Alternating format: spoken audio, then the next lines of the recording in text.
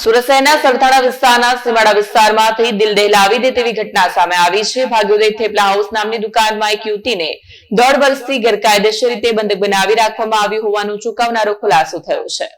મળતી માહિતી મુજબ કાજલ નામની યુવતીને દુકાનના માલિક સંજય દ્વારા રોજિંદા કામ માટે રાખવામાં આવી હતી, પરંતુ તેને કોઈપણ પ્રકારનો પગાર આપ્યા વગર જ બળજબરીપૂર્વક કામ લેવાતું હતું। યુવતીને રોજ સવારથી રાત્રે સુધી દુકાનમાં બંધ રાખવામાં આવતી અને બહાર જવાની પરવાનગી પણ નથી આપવામાં આવી।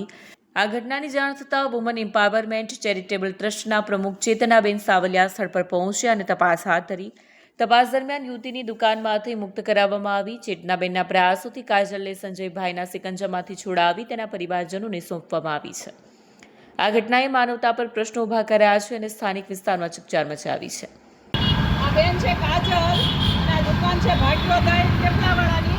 આ બેન અહીંયા 1.5 વર્ષથી કામ કરતી હતી અને એના માલિક એને અંદર પૂરી રાખતા હતા, જેથી કરીને એને પગાર ન દેવો પડે એટલે આ બાળકીને અંદર બહારથી તાળું મારીને જતા રહેતા।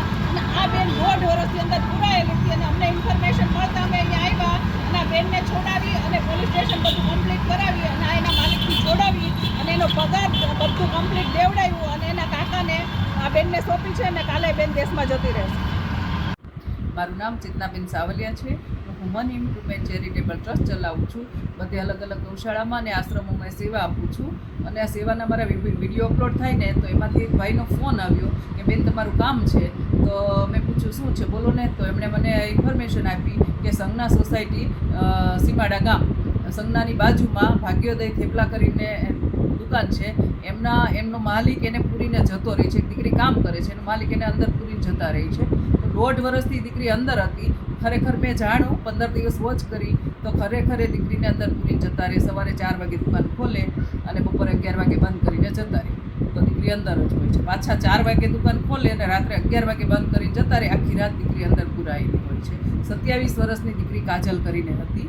પછી મેં પોલીસને ઇન્ફોર્મેશન આપી અને પોલીસની મદદ દ્વારા એ દીકરીને છોડાવી અને 1.5 વર્ષનો એનો પગાર આપી અને માલિક પાસેથી પગાર એનો અપાવી દીધો અને દીકરીને છોડાવીને એના રિલેટિવને સોંપી। Bureau report Satya TV news Surat.